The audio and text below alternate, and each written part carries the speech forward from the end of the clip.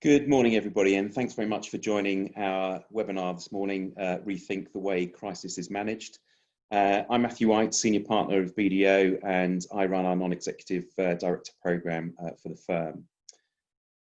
Thank you for joining. The session is being recorded, so there will be an opportunity to revisit should you wish in the future, and we'll also be sending that link round later on. And there is a Q&A function, so if you'd like to raise a question, please just post that, and what we'll do is once the speakers have finished, I will raise the questions with them and we'll have a bit of a debate at that point in time. At the moment, as you're all aware, we're going through quite a crisis in terms of COVID-19 and the pandemic, and that's had a massive impact both on employees, customers, suppliers, and the economy as a whole. The pandemic itself has forced change from an economic, society point and also a commercial point. And we'll be looking at how we have addressed these issues in our own business, but also how we are advising our clients. We're looking at what the new reality may be. We're not referring to this anymore as the new norm because there is nothing normal about what we've come through or where we're going to. And therefore, this new reality and how it impacts us on doing business is going to be critically important. We've got two speakers today. Tim Foster, who is a risk advisory partner and has been working with companies across a broad range of industries and sectors, and also size and scale. And also Zoe Bailey, who's our Chief Strategy Officer. Zoe sits on our leadership team and will be running through how BDO as a business has been dealing with the current situation. It's quite weird seeing the pictures there of myself and Tim in suits, which obviously the new normal or the new reality we are entering is sitting in the front room, hoping that my dog doesn't bark too much when we go. So anyway, I'll hand over now to Tim to take us through the first aspect of the Rethink model. Tim, over to you. Thanks, Matthew. Morning, everybody. As Matthew said, I'm going to talk through our Rethink model and why we created the model.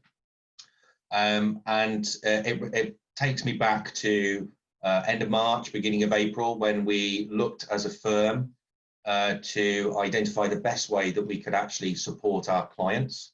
And what we felt is that we really needed to have a good understanding about the time scale and challenges that our clients will have over the next sort of 12, 18, 24 months.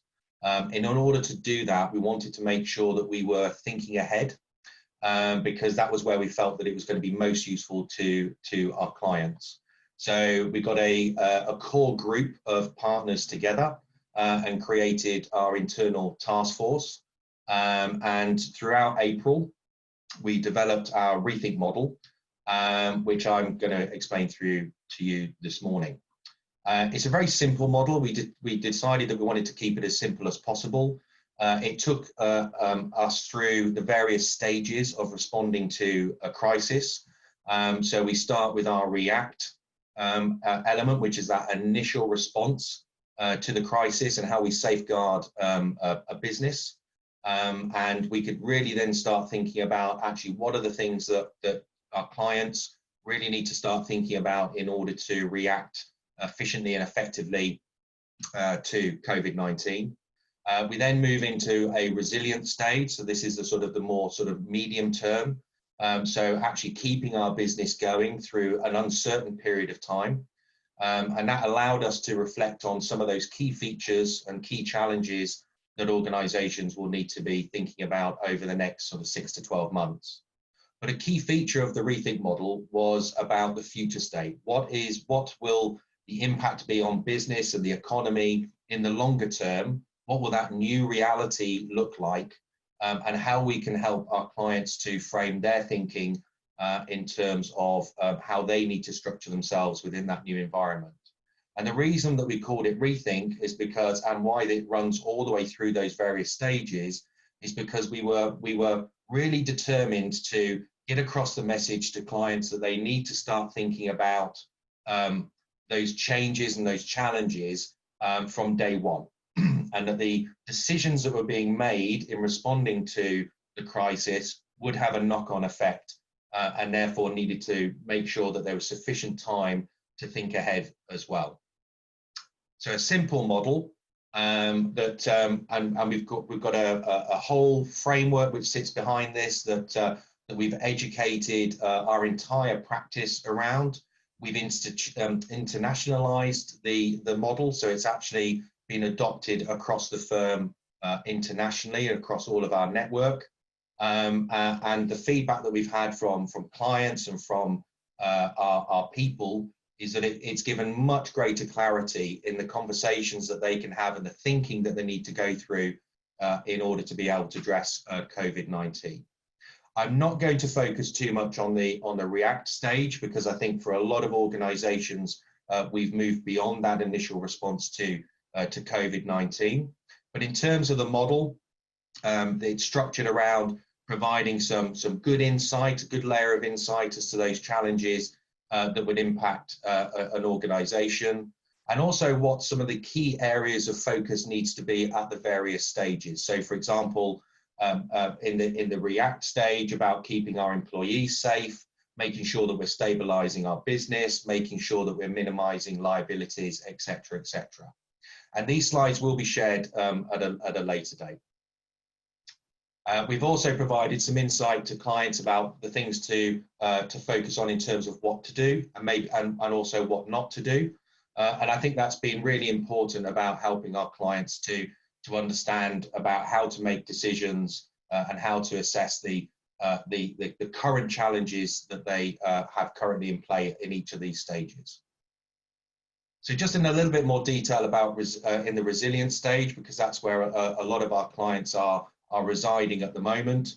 And this is really about maintaining business operations during the lockdown disruption. What sort of techniques that will allow people and processes and information systems to adapt to those changes?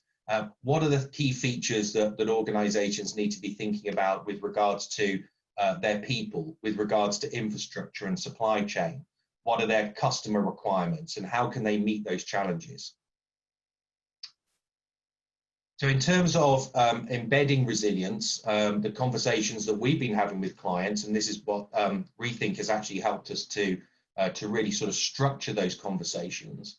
So our focus has been around sort of providing support around operating more efficiently, how to optimize costs, how to develop customer segmentation strategies, looking at customer value, looking at the different changes that are affecting an organization's customer base, looking at the supply chain network, and also one of the key features which has taken up a lot of our time in the last sort of 2 to 3 months has been around helping clients to understand the challenges they might have in terms of returning to work. How do we get back into our offices? How do we get back into factories and operate in a safe way? And then in terms of the lessons within the resilience section, we're looking at, some of the key things on what to do is cascading specific targets and goals to team members, making sure that we keep the communication channels open, and making sure that not only our employees, but our customers and our suppliers understand, what we're doing, how we're addressing COVID, and how any sort of changes that we're making in how we're operating as a business. Looking about monitoring our business performance on a more frequent basis, and looking to see actually how can we maintain that agility as an organization by looking at how we're performing, how do we need to adapt ourselves in the short to medium term. Making sure that we're working with our suppliers, for example, to enhance resilience. So do we have a good understanding of our supply chain network, for example? Do we know any sort of hotspots within the supply chain that when we increase demand, when demand increases and we need to satisfy that when we start to put pressure on our supply chain, it's not going to fall over. And also starting within the resilience stage to start thinking about that future state. Start thinking about what that new reality is going to look like for us, and actually how do we need to adapt and transform as an organization to meet that demand. And some of the things with regards to what not to do, so and we have seen this across a number of organizations, is actually about failing to acknowledge the situation and the gravity of the situation within the organization. And also not dwelling on the past and sort of looking too much as to actually how we how we initially reacted to COVID-19, but actually being more forward-looking and making sure that we maintain that agility as we go forwards. And also making sure that we're communicating our wins and successes. We do that internally, and that's really sort of helped us to where we've applied RETHINK and where it's driven our conversations. We've been very good internally about communicating wins and successes, and also the same is reflected for our clients as well, in making sure that they are, telling the good story to their stakeholders about what they're managing to achieve, and in terms of transformation and achieving the objectives that they've set out for themselves. And then in the realize stage, so this is much more around the new reality. What is that going to look like? And we've engaged economic advisors to help us to profile the various scenarios that may come about. We're looking at revisiting that on a regular basis as things change. And again, that's helping us to frame our thinking with regards to discussions that we're having with various sector groups, with various clients. We look at it in terms of our various streams across the organization as well. And we're using that better understanding about what the future might bring to help to frame our understanding of those challenges and aligning those up with our solutions and how we can support our clients in the best way to drive those conversations and the work that we're doing across our client base. And some of the key things that we've been thinking about, and as we go through the model and as we go through COVID-19 and over the next sort of 12-18 months, more and more areas will come to light. But at the moment, we're sort of focused on helping organizations to understand things like, applying Industry 4.0, making sure that they've got the right target operating model in place, looking at things which are a little bit more forward thinking in terms of new ways of working. So things like intelligent compliance, intelligent risk management and supply chain, making sure that we're applying technology in the right way, particularly as Matthew was mentioned earlier about our sort of new ways of working more remotely. What is the impact that will have longer term on us as an organization, and how do we need to make sure that we adjust to that, and looking at sort of new technologies to make sure that we can operate effectively and efficiently in that new environment. We need to think about customers and new products, new services, and what our customer demand will be in the future. We've seen some really good examples around areas around more online trading, organizations which are thinking very differently about how they deliver services to customers given sort of changes in socio-economic situations. And also we've been spending a lot of time actually within the resilience stage, which we're in now, around scenario planning with our clients. So we've been using it to sort of to run workshops, looking at those sort of different economic scenarios, the impact that they might have as an organization, and how does that client need to adjust and transform to meet those changes. And looking at areas, things like improving performance management, and looking at employees. The future is going to be very different.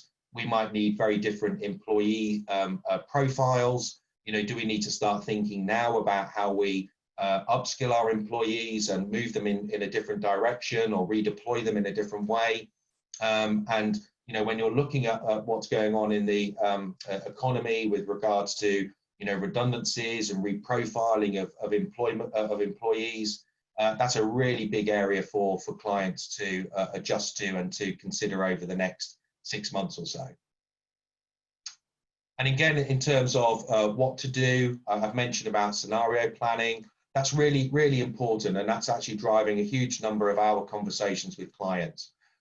Understanding that future state and being able to make sure that we've got a suitable roadmap in place to cater for that different scenarios that may appear in the next 12, 18 months.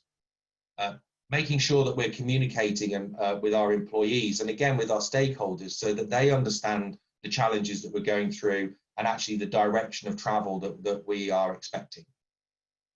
And making sure that this isn't just about looking in the short term. We do need to be looking at the longer term. And we need to be also looking at the decisions that we're making now and moving forward quite quickly on those decisions. I've seen a number of different articles around this, and I've had various conversations with clients about, do we need to make sure this is absolutely perfect, or is this something that we can actually make more of a quicker decision where it sort of feels to be the right thing to do, and looking at it at sort of shorter decision-making cycles over the medium to longer term, looking at the sort of the 80-20 type rule. And then there's the key areas of focus for NEDS. So I really wanted to use this as an opportunity to just draw out on some of the key things that, again, we've been talking through with boards out in our client base and non-executive directors. If we frame it around from a people perspective, there's very much a focus on staff and customer health and well-being. That's very much a priority, as we see across a lot of the organizations that we work with. Redeployment of staff, as I've talked about, understanding about how effectively we've applied furlough and how well we've complied with the furloughing rules. Looking at remote working practices, that's been a big priority for a number of clients, and looking at the controls around that and making sure that our people are being able to work effectively remotely, but also we're doing it in a controlled fashion. And as I mentioned a couple of times about staff communication has been absolutely crucial to make sure that staff are comfortable and they understand what our challenges are and actually the activities that we're going through. And if I look at regulatory compliance on the risk management side, regulatory changes, they haven't stood still. These changes are still underway. I reflect on the payment practices regulation, for example. I do a lot of work personally around that space, and I think there's a danger that some regulations are not being given the time that is needed. So again, a takeaway is just really make sure that we understand what regulations we need to comply with and that our organization is still on top of those. We need to spend time sort of reprofiling for emerging risks. And that's very much, we've based the support that we provided to clients around our RETHINK model and helping them to understand what those risks and challenges might be. So in order that they can actually prioritize their area of focus over the next sort of 12 to 18 months. We need to make sure that we're maintaining data privacy. And also we need to make sure that we've got adequate insurance cover. Have we challenged ourselves about, are there any sort of insurance requirements that we might have with staff working at home? Do we need to change our profile because we may not be operating in all of the sites in the same way?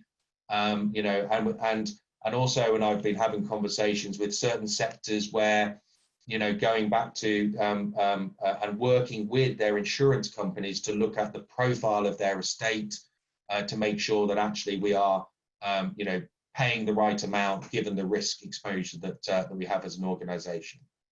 And also looking at that, our risk management framework and our processes, and using that as part of our scenario planning and using that to drive our thinking as to those different challenges that we might experience and how effectively we're actually addressing those particular risks. And then in terms of operations, we've seen quite a lot of disruption with new projects and ventures. What is the impact of that on our organization? How do we address those particular points, and how do we get those projects and ventures back up and running if that's where we want to be over the next sort of 6 to 12 months? We need to think about where we've suspended production and we've stalled certain operations and the impact that might have on the organization. And also the effect that will have on a decline in employee productivity. How do we address those particular points? How do we better engage with our staff to increase productivity across our employee base? And a lot of our time in the last sort of 3-4 months has been supporting clients around supply chain and looking at supplier viability, touching on some of the points that I mentioned before about, you know, will our suppliers be there, be ready, and be able to support us, you know, as demand increases and as we start ramping up our operations. And at the same time, looking at our contracts and liabilities and making sure that we don't fall into the trap of, you know, not being able to meet our contractual obligations with our customers, but equally with our suppliers as well. Are we holding them to account in terms of contractual requirements? And then looking at the business resilience side of things, you know, we're seeing a huge increase in cyber attacks. I don't think there's a day that goes by where I don't pick up the newspaper and see some sort of issue around some cyber breach. So it's a real area of focus for our clients, is to make sure that we are protected within this often strained and extended operating environment that we're working in. I mean, and linked to that is around increases in fraud and financial crime, and making sure that we have a really good understanding about where those risks and challenges are going to be from a fraud perspective, and that we are plugging the hole and making sure that we're safeguarding ourselves within this new interim environment, but also longer term about how we're sort of transforming our business and making sure that we are you know, setting up a structure which is easier to safeguard. And also we need to make sure that we're managing our cash flow and our working capital. And that's a big area of focus for a lot of businesses at the moment, looking at, you know, stock levels, looking at how much cash that they've got, sources of funding, and that's a big priority. And also looking at our process resilience and how we respond to that. You know, are our processes fit for purpose, or are we still trying to apply processes that we were using 12 months ago? You know, are they still fit for purpose for us? And do we need to look at structuring our back office functions and the way that we do business? And I'm only going to touch on this very briefly. This is our underlying element of our framework. And this is how we've sort of positioned a lot of our discussions with clients around 7 key pillars. So people and customers, operations, infrastructure, financials, and risk and regulation, and how we've positioned some of the key challenges within those different phases. What I would suggest to you is that we have a really good website which goes into the Rethink model in more detail. There's a lot more information based around the diagram that you see on the page here. And I would suggest that you go and have a look at that in more detail, and I'd be more than happy to have a conversation with anybody to talk through each of those areas in more detail. But I'd like to hand over to Zoe now, who will talk through how we've been using the Rethink model within the firm and how we've adapted to our ways of working. Over to you, Zoe. Thank you, Tim, and good morning, everyone. So I was just saying that as a NED myself, I'm very aware of the importance of our role to help boards navigate both that immediate decision making in respect of the situation we find ourselves in following the pandemic, with the recognition that those immediate decisions do have an impact on the longer term success of business and businesses that we work with. I'm also very aware that many NEDs have more than one appointment. So actually having a model such as Rethink to help navigate that decision making can be incredibly helpful. I think it would be really inauthentic of us as a business to go out to the market and talk about Rethink if it wasn't something that we were using ourselves. So I'm going to bring that to life for you. I'm going to focus on 3 areas. The first is I'm just going to give you a bit of context around our strategic position and how we were navigating the business prior to the pandemic and our strategic framework. I'm then going to give you a bit of an insight into how we have used Rethink internally to navigate these challenging and very interesting times. And then I'm going to just finish a little on focusing on resilience and with that eye on the future and how we might realise new opportunities. So Tim, if we could go to the first slide. So this is our strategic framework and the framework that we use at BDO.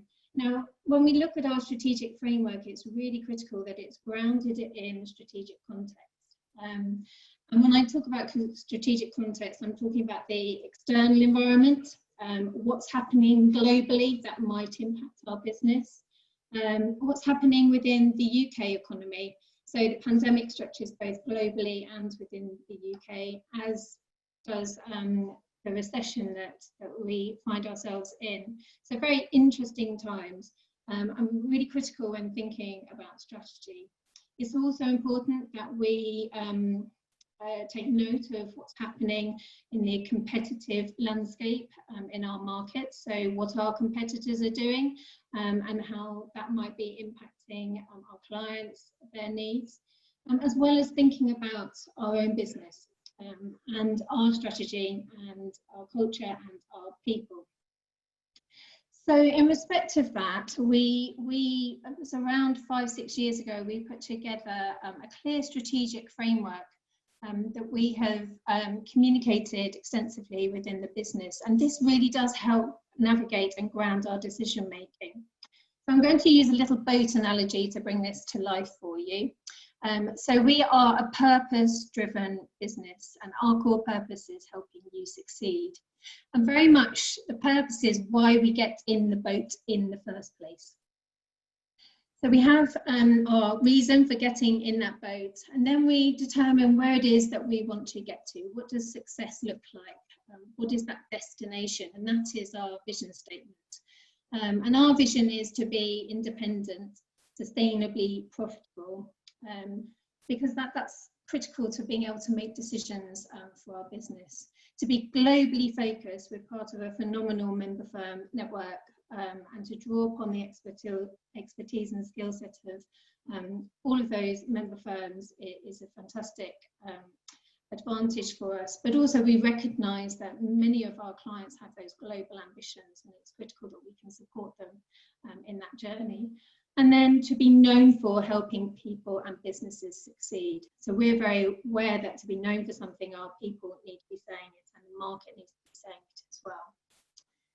Then in respect of that boat analogy, so we know why we're in the boat, where we want to get to, we then need to behave in a way that makes that journey as pleasurable as possible. And we have a set of core values that we are very familiar with at BDO to help us navigate that journey together. And then our strategy, we have a simple acronym to describe our strategy. Our strategy is BUILD. And if you think about it in that boat analogy, those are the decisions that we make on that journey to help us get to that destination as quickly as possible. And we are a regulated business, so we're absolutely committed to quality, independence and ethics. So in respect of that boat analogy and our build strategy, it's been interesting to see how that has stood us in fantastic stead during the pandemic in terms of providing us with structure, but also being agile enough to be able to make decisions in the more immediate that will ensure that longer term success. So Tim, if I could go to the next slide. So in respect of our RETHINK model, we applied and adopted this model very early on, back in March when the pandemic hit. And we navigated the 3 areas with the immediate focus on how we would react and in terms of when lockdown was taking place. And I'm sure a lot of you would be familiar with what we have on our do now list. So there was an immediate focus on cash flow, with scenario planning becoming our best friend. Scenario planning being something that was really popular in the 80s and has come back with a vengeance since the pandemic. We have adopted something that we've called FlexiForce, which is very much looking at how we can match supply and demand with our people. We focused heavily on platform stability, making sure that our technology would enable almost over 5,000 people to work from home.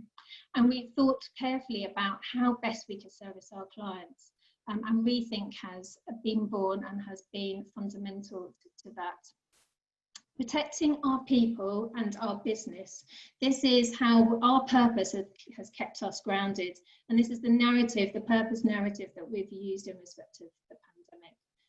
Supported and underpinned by communication.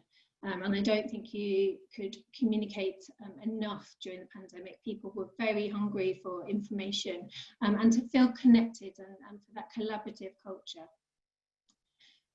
So we now move much more into the resilience stage.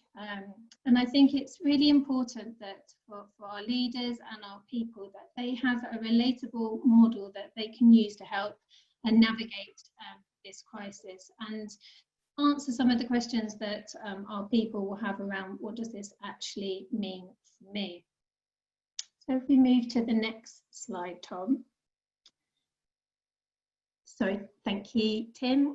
So this slide then is very much focused around how we've used RETHINK alongside that strategic framework to navigate, particularly at the moment, that resilience phase. So we have our build strategy on the left-hand side, and that's done purposefully because all of our decision making is still grounded in our strategy. But when it comes to resilience, and thinking about how we want to respond, we have actually undertaken a number of steps, and one of those is at a governance level, is to introduce a transformation team to really think about the future. Because when you think about the pandemic, recently at a meeting, we talked about the fact that you can't put Humpty Dumpty back together again. A lot of the changes that we have experienced have been for the benefit of the business, and some of that we want to really maintain and retain as we move into this resilience and then realise phase. And we also recognise, though, that habits that have been developed over many years are quite deeply entrenched, and so we're going to have to work hard to move into an area where we start to realise new opportunities, hence the need for a transformation team who are dedicated to delivering and working hard to maintain that. So in respect of resilience and some of these areas of focus, it's important that we don't just work in isolation centrally within the business, but that we work with our leaders to identify new areas of opportunities. And there's a very simple model that we have used, which is based on around 10 questions, just to open up the dialogue and conversation with those leaders to get to them to think about their different parts of the business, because build at the central level is then used as the strategy for all of our local strategic plans, what we call build growth plans. And if we move to the next slide, Tim, I'll just bring that to life for you. So this is a very simple model that we have adopted. I'm not suggesting that it's exhaustive. These are just 10 simple questions. I have put them into strategic considerations, operational and management.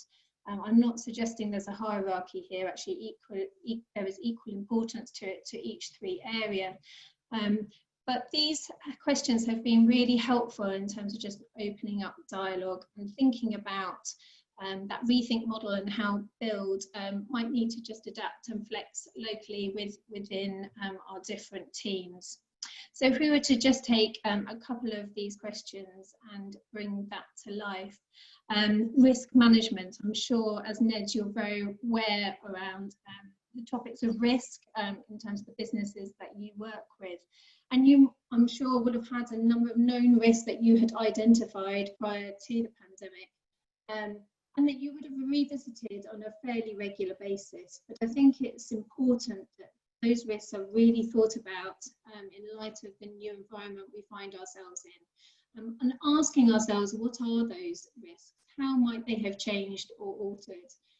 How might we address those so that we can become more resilient, so that we can manage unknown unknowns in a better way going forward?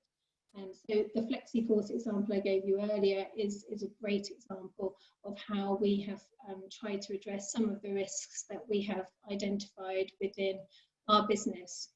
And I think as a NED, it's very much about asking your board the right questions and thinking carefully about those questions and challenging them.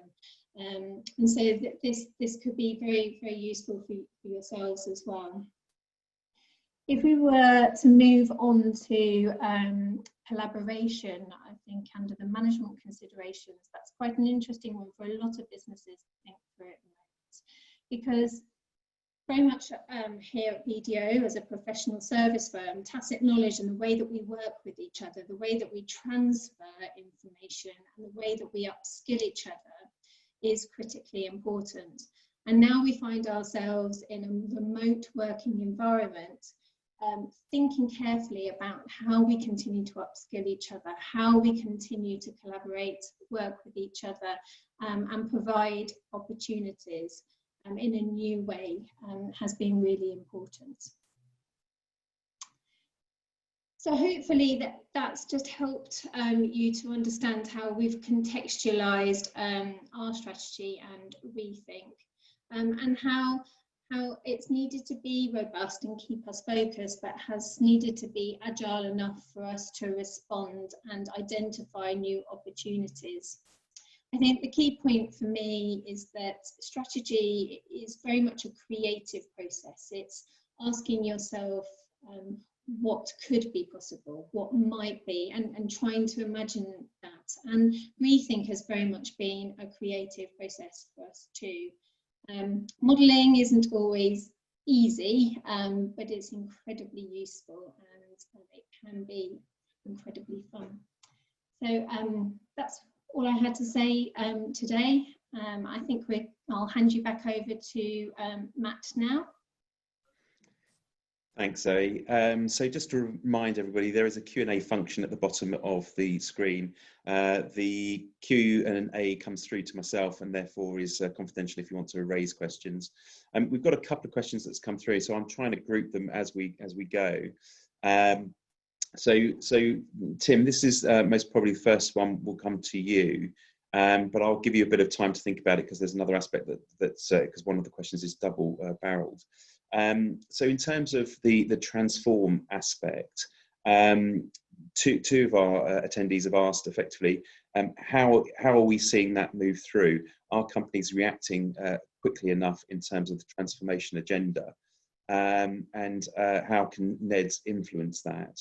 The second part of the question, which I'll whilst Tim's thinking through the answer to that, the second part was, and actually are we seeing, I guess, longer term factors such as sustainability in the environment moving down the priority list? So from my own perspective, I'll answer that from a BDO point of view. So I'm responsible from a board perspective in terms of climate change and our approach to this.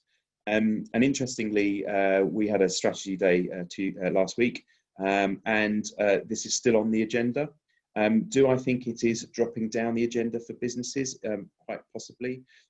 As a member of Chapter 0, we attend a lot of, I guess, updates in terms of the climate risk side of things and build that into our thinking. And certainly the current crisis has had a bit of a double-edged sword for us because it's given you the ability to actually stop and rethink effectively all your travel plans. Where we were previously jumping on planes and going overseas, we've stopped all that obviously because of the travel bans. And I think this is now allowing us to actually maybe to increase the priority specifically on that risk so that we change behaviours now whilst in lockdown. So anyway, that's on the, I guess, the sustainability and the environmental impact. It is still very much, as we're seeing it, on people's agenda. Obviously, the current crisis did focus attention early on in terms of the react phase. But Tim, over to you in terms of, I guess, moving into the transform stage. Are we seeing businesses really transforming? And has this moved up their list? And then I guess the second part that I would ask is, and what can NEDS do to really influence that? Yeah, thank you. I think it's a really good question. A lot of organisations. Well, it's a good question because I think a lot of organisations aren't very good at transforming. They're very good at sort of tweaking around the edges. And actually, I think what organizations really need to understand is that for some, this is going to be a wholesale change. But to do that, they really need to understand the different scenarios, the different sort of considerations that they need to take into account, and take a step back and get very strategic about it, and look at their underlying models. So the question was around sort of how do we move from transact into transform. Most are quite good at sort of tweaking that transact process and either making it a little bit smarter or a little bit different. But we are expecting, particularly for certain sectors, wholesale changes. You know, moving the entire organisation. We've been doing quite a lot over the last couple of months with clients where we're really looking at sort of root and branch. You know, what do we do as an organisation? Going back to some of the points that Zoe was raising about culture and strategy and the, you know, and even to some degree our sort of values, that organizations are having to start thinking about that now and start shaping that for what their business will need to be in the next 12 to 18 months. And, you know, and those that are being more successful are the ones that have actually started that process of thinking around it. So I would say absolutely around scenario planning, really get challenging and challenge what the different scenarios might be for your organization. Look at all of the different areas, look at your supply chain, look at your operations, look at your people profile. I'd also really start looking at risk and framing your approach to risk, and using that as the bedrock to determining where some of those key areas of focus will need to be. I think in terms of your point, Matthew, around sort of NED role, is I think that, you know, we do need the boards and board members to be, you know, driving the need for that change and for that review and for that sort of scenario planning, and, you know, and engaging with, you know, third parties if you need to start thinking about what that might be, you know, with whether it's sort of regulators, whether it's sort of, you know, membership groups, industry groups, you know, and talking amongst yourselves. What we have noticed in the last 3 or 4 months is actually the greater openness, I think, between organizations in understanding, you know, sector issues. You know, if I roll back the clock 12 months ago, it was still quite rare for organizations to talk to other similar organizations about what some of their challenges might be, and we're seeing that really being knocked down, and because, you know, the whole sectors are being affected by this, so there's a lot more in terms of collaboration in terms of thinking. So, you know, my takeaway for NEDS is to act, you know, is to really sort of challenge the business and sort of stretch them in terms of their thinking or their rethinking with regards to, you know, what that new reality will look like for them, and making sure there's absolute clarity in what that roadmap for that change will be, and making sure that there's all those regular touch points throughout the delivery of that roadmap, so that we absolutely know that we are going to be on track, but also that it remains flexible enough if the scenarios that we've sort of used as part of our transformation planning stay true. You know, because it's going to have to be around sort of being able to be agile, particularly with everything which is going on economically and sector wise. It's going to be about adaptability. And Tim, you mentioned in there something along about risk management and focusing on your risks. Given the fact that, and Zoe mentioned it as well, given the fact that risks are changing quite frequently at the moment, at what point should a business, in your view, take a deep dive and really look at, I guess, its core risks, given the state of flux at the moment? Should it be doing it now, or should it actually wait until we're out of, I guess, the current phase of this crisis? Well, without being too cheeky, it should be done about a couple of months ago. But no, absolutely now is the time to be looking at what are the risks and challenges, and I suppose getting into some depth behind it, and not sort of just playing lip service to the fact, oh, okay, we've had a look at, you know, what our top 20 risks were. It's actually, you know, thinking, you know, those top 20 risks from 12 months ago may not even exist now, or maybe sort of totally off your list. So I think you really need to get into some real brainstorming about what those risks and challenges are now, and making sure that we're planning effectively for it. So do it now. Use the risks as a core part of your scenario planning. So understanding of what's happening within the economy, but also that impact that will have on you as an organization, and start using that to profile where you need to be in the next, you know, year, 2 years. Okay, thanks. So I'm going to group a couple of questions here. One is, how important is it to get back into the office? So from, I guess, a BDO perspective, and possibly your other client connections that you've got. And then I'm going to link that to, and to what extent is the lack of face-to-face connection having a commercial impact? So in terms of office, getting back in there, and then the impact potentially on the business. Yeah, thank you, Matt. So it's an interesting one, and I don't think there's a simple answer in that. You need to look at it at an individual level, at a team level, at a business level, and all of those play a factor in terms of getting back to the office.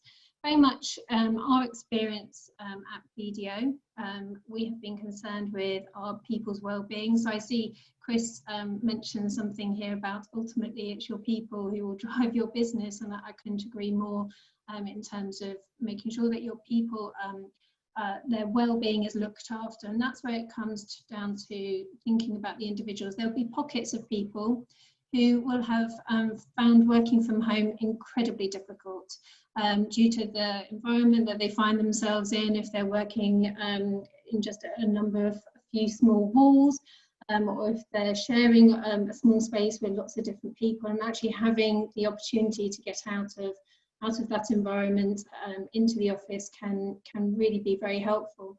Interestingly, Matt mentioned that we had the LT Strategy Days last week, and I did come in for one of those days, and it was really refreshing to just have a different environment in which to work in, and also to connect with people, because we are human at the end of the day, and that human connectivity is really important.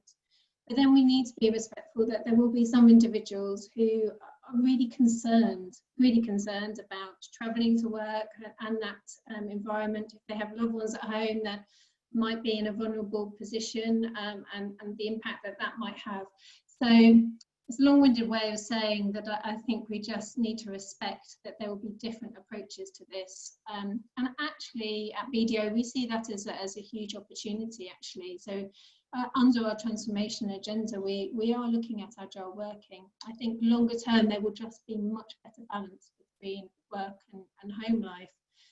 Then commercially, I think we need to ask ourselves, how's that going to impact some of our clients who are reliant on that footfall into larger cities, and the impact that might have on retail clients, on restaurants and bars.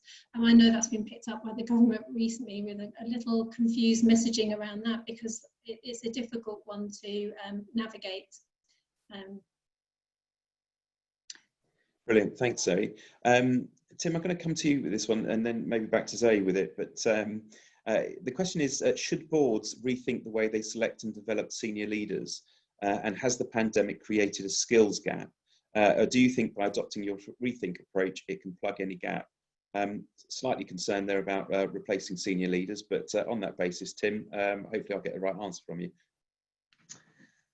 Again, I think it's a really interesting question. It's not really, you know, one that we've been posed too often, but I think we do need to make sure that we have got, you know, the right leaders, you know, but again, I think it's going to come down to, you know, the organization. You know, if you're going from one type of environment, which may, you know, you may be an organization which actually had the right leaders 6 months ago, which would have been more around, you know, steady state operations, you know, and sort of doing all the things that we normally do. So more that sort of custodian type leaders.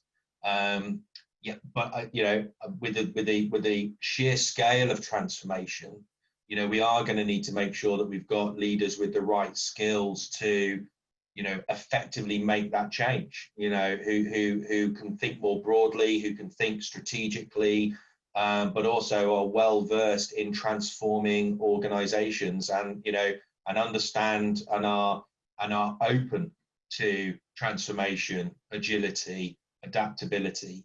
Again, it's a good question, because I think that you know, if I take a step back and think more broadly, I think there is going to be a need to develop leaders with that in mind. And just to add to that, I think leaders are going to need to be able to navigate the new workplace with more of that flexible and agile workforce in mind. So being able to reach people, not just physically in the office, but also remotely, and connect teams, requires a special skill set that I think will be more important as we go on into the future. Thanks, Zoe. Thanks, Tim. Another question that's come in is, what are the risks of considering global expansion in the current situation? And what could be the benefits? So Tim, I'll start with you on that. Well, it's quite interesting, because most of the conversations we've been having with clients who do have a global footprint are probably erring more on the side of reviewing that structure and possibly bringing a lot of their supply chain and operations closer to home. You know, I think because you know, initial reaction, you know, we saw countries like India sort of close down overnight, you know, and other countries being impacted in very different ways with regards to COVID, which is then affecting supply chain, affecting local operations. So when you look at sort of, you know, the continuing global expansion, that's quite a tricky one, because you're going to have to start looking at it from a you know, country by country perspective about how effectively they are managing the pandemic. Does it look like you know, the impact of the pandemic might stretch out for longer in that particular country? Local regulations are changing. You know, even our customer profile around the world is changing. You know, supply and demand is very different. We are seeing quite a lot of movement in that supply and demand picture from around the world. So it's an absolutely one to consider. But I say most of the conversations we've been having with clients has been more around either, you know, ensuring by bringing back the operations into the UK, or even in housing in a lot of cases where they, you know, may have been using third-party shared services or joint ventures that have actually then been bringing that those operations back in house. So it is a good point to think about as part of that transformation planning. Yeah, and I think with the unstable geopolitical situations that's going on, you add that to the crisis, and it's almost a perfect storm. And obviously throwing in the B word, which we've not mentioned, Brexit, which is again rearing its ugly head, is causing, I guess, all sorts of aspects. What I have seen is actually more partnering. So we're seeing some businesses that are actually saying, actually, I don't want to go there myself, but actually I will look for a local partner and use their local knowledge and hopefully their access to the market. So that's something else that we've seen. Zoe, given your experience as a non-exec, a question's been posed that says, what processes are needed to ensure the boards are proactive in management and not reactive? And again, I don't know if you want to go through what we do from a Cobra point of view, because I think that's be quite a good illustration. Yeah, so with my NEDS hat on, it's been very much around, and I've seen this, Cobra is a good example, but where I've a NED on a very small board, we've just connected a lot more in the recent months. So we had board meetings that were scheduled in the diary, but we have much more informal catch-ups now. which have taken place, just to make sure that we're connected and that we're asking the right questions, we're getting the responses that we think that we should. Interestingly, also in my NED capacity, I've been coaching a couple of the individuals in that business, and that has been really helpful to provide a bit more insight into the granular, actually what's going on at the ground. And I think, as Matt said, we've adopted a similar approach at BDO. So the leadership team, again, had a very formal structure around when they would meet. And that has been enhanced in recent months with regular, weekly at times, if not every other day, COBRA calls is what we call them, COBRA calls. Very informal and set up on a needs basis. And when I was talking to leaders across the business, that's definitely been replicated. And what's been really interesting is that the feedback, surprisingly, is that teams feel even more connected now than when they were physically in the office. So there's something there that I think we, as we emerge from this and as we think longer term, that we would want to try to retain. Thanks, Zoe. We are running out of time, and there's just one question that I will come to, which is any advice as to who should be on the transformation team and who's on our BDO's transformation team. So for me, the advice is actually you've got to have somebody who is capable and able to speak up and challenge the thinking of existing C-suite. They're there to be annoying and to challenge the existing business model. And therefore you need somebody of relatively strong will. What we've tended to find is that we have a main board position for that. So the head of transformation sits on our leadership team because it is so fundamental in terms of how we do business. And what we've also found is that actually populating it with cross streams from a business point of view, but also getting some young thinkers in there. So people who are looking at this from a new pair of eyes, as opposed to our dodgy old specs vision, and that creates the ideas and the challenge that we get. And it really is, I think, giving them the ability to go wherever they want to go within the business, and therefore challenge the existing thinking. So that's, I'm afraid, all we have time for today. So thank you, Zoe. Thank you, Tim, for talking us through the RETHINK model and also bringing it to life with some real examples. Thank you to our attendees, first of all, for all the questions, and I'm sorry if we didn't get through them all. And secondly, for joining today. It's been a great webinar. So thank you very much, and we look forward to catching up either in person in the not too distant future, or indeed over the next webinar in the series, and speak to you soon. Thanks very much.